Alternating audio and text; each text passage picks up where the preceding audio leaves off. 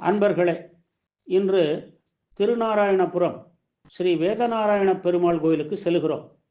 திருச்சி மாவட்டம் தொட்டியத்திலிருந்து காட்டுப்புத்தூர் செல்லும் சாலையில் திருநாராயணபுரம் உள்ளது. திருவரங்கம் கோவிலுக்கு முன்பே எழுந்தருடைய கோவில் இது. இங்கே பெருமாள் 4 வேதங்களையே தலையணையாக கொண்டு பள்ளி கொண்ட கோலத்தில் உள்ளார். இதற்கு ஆதிரங்கம் என்றும் பெயர். பிரம்மனுக்கு வேத உபதேசம் செய்த பெருமாள் இவர். அனைத்து படைப்புகளுக்கும் தானே காரணம் என்னும் ஆணவம் பிரம்மனை பற்றியது. அப்போது பெருமாள் விகாரமான ஒரு உருவத்தை பிரம்மனிடம் அனுப்பிட, இதனை படைத்தது யார் என்னும் வினா பிரம்மனிடம் எழுந்தது. உடனே அவன் பெருமாளை வணங்கி பெருமாள் பிரம்மனுக்கு வேத உபதேசம் செய்து அவரது ஆணவத்தை போக்கி அருளினார். பெருமாள் பிரம்மனுக்கு வேத உபதேசம் செய்த தலமே இந்த திருக்கோவில். குருஸ்தானத்தில் பெருமாள் உபதேசித்தமையினால் இந்த ஊர் குரு தலமாகவும், வேதங்களையே தலையணையாக கொண்டுள்ள பெருமாள் இருப்பதால் கல்வித்தலமாகவும் புதன் சாநித்தியமிக்க தலமாகவும் இது திகழ்கிறது.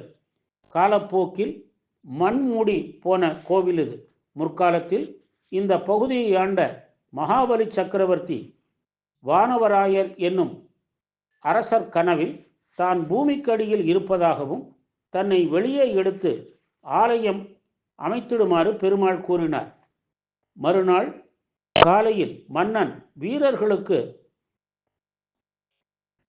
ஆணையிட்டு பள்ளத்தை தோண்டி பார்க்கையில் பெருமாள் வெளிப்பட்டார்.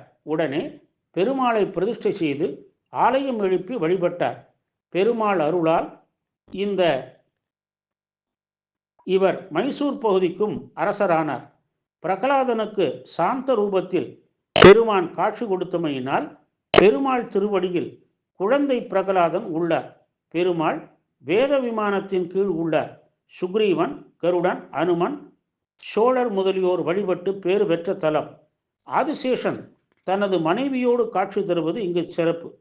10 தலைகளுடன் ஆதிசேஷன் இருப்பதால் இங்கு வழிபடுவோருக்கு நாகதோஷம், களத்திர தோஷம், காலசர்ப்பதோஷம் நீங்கி விரைவில் திருமணப்பேறு கிட்டிடும்.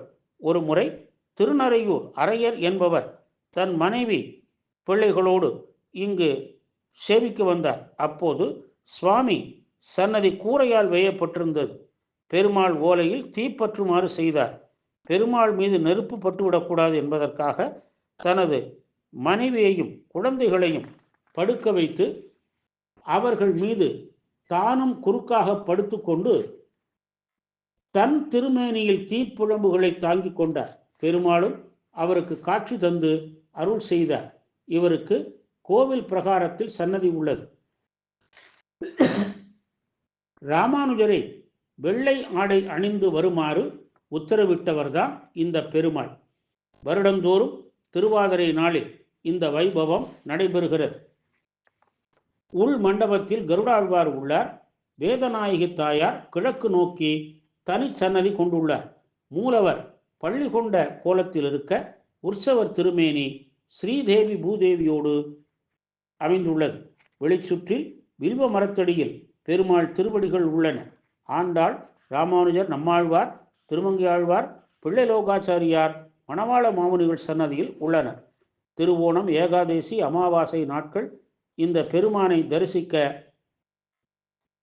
உகந்த நாட்கள். வைகாசியில் 11 நாள் பெருந்திருவிழா நடைபெறுகிறது.